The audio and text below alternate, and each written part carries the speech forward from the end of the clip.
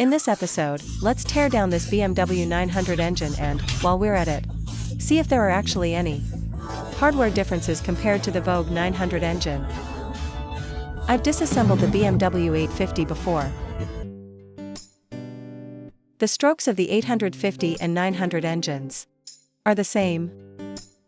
The only difference is the 900's bore is 2 mm larger. The 850 is 84 mm, while the 900 is 86 mm. Let's look at the clutch. It uses Japanese FCC clutch plates. No doubt about it, these are definitely FCC plates. Now let's look at the clutch basket. The basket is also made by FCC Japan, and it features an anodized finish.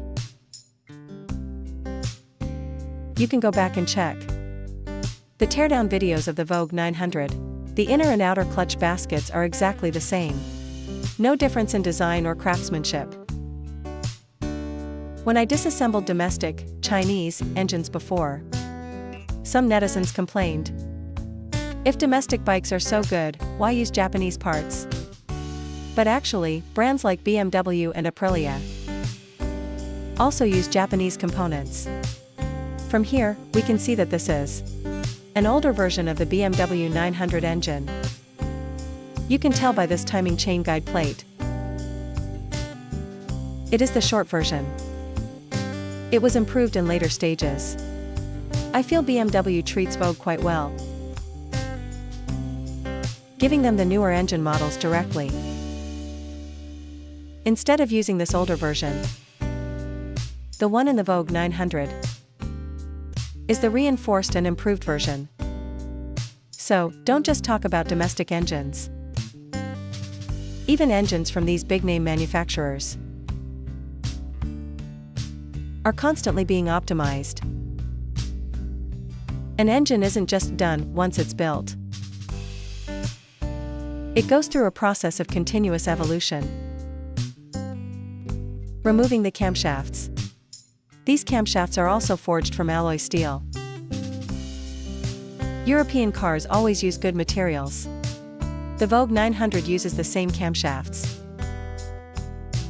No difference there. Let's look at the finger followers. The finger followers show no signs of wear. Removing the cylinder head. Let's check the valves. Valves look normal, no deformation. The owner suspected a blown head gasket, but the cylinder head doesn't seem to have any issues. After measuring, the cylinder head mating surface is not warped. Let's keep disassembling to see inside. Engines usually come to me for major surgery. For minor issues or oil consumption, I usually recommend solving it locally. The BMW 850 and 900 use a dry sump system. This design is better suited for aggressive driving. Wheelies and stunts are no problem. No foreign objects in the oil pan. This at least shows the crankshaft and bearings are in good shape. Besides, the BMW 850 900 and Vogue 900 other dry sump engines include the KTM 790, Komodo 800, and Loncin's own 800 cubic centimeters twin cylinder. That hasn't hit the market yet. That one is also a dry sump. Dry sump systems also have an advantage. They can increase the vehicle's ground clearance. This advantage is particularly amplified on ADV, adventure, models. Bolts are out, time to split the crankcase. Let's check the bearings. This crankshaft bearing looks a bit worn, showing some copper. These two are still okay. And here is the balancer shaft. This is the rear one, it has a dual balancer shaft design. This is the front balancer shaft. Let me take out that bearing again to show everyone. You can see the copper showing, right? It has turned yellow. This bearing is from Daido, Japan. Okay, let's look at the ball bearings. When disassembling the Vogue 900, the bearings were from CNU. This was the point people doubted the most. But now, disassembling the BMW, it also uses CNU bearings. Everyone saw that, right? So, the Vogue 900 engine truly is the BMW engine. Let's check the connecting rod bearings. Rod bearings. They could be reused in a pinch, but since we've opened it up, I recommend replacing them. Looking at the bearings on this side.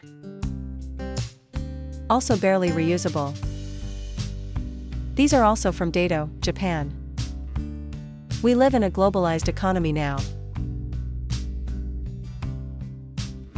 I think it's normal for domestic bikes to use Japanese parts. Let's check the crankshaft. Crankshaft is fine, forged from alloy steel. Check the rod bearings over here. Normally, the upper rod bearings will show more wear than the lower ones. If you've watched this far, my friends, please give us a like. Now, let's look at the pistons. The BMW 900 uses forged pistons. The BMW 850 pistons, however, are not forged. Look at the carbon buildup. Pistons are still usable, no problem.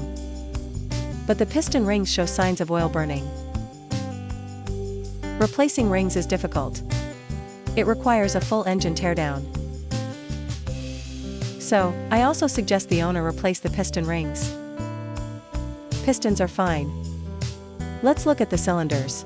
Cylinders are fine, they are electroplated ceramic cylinders. These ceramic cylinders are interesting. BMW taught Loncin how to make electroplated ceramic cylinders. And then BMW pays Loncin to manufacture them. Currently, there are only 2 factories in China that can independently produce these. One is Loncin, and the other is Zontes. Alright, the teardown is basically complete. Replacing bearings and piston rings. After comparison, there is no difference between the Vogue 900 and this engine. The hardware is identical, specifically. It matches the hardware of the newer BMW 900. Oh right, let's check the timing chain. Almost forgot. Let's see. It's from BorgWarner. The Vogue 900 uses this too. Alright, thanks for watching. That's all for this video.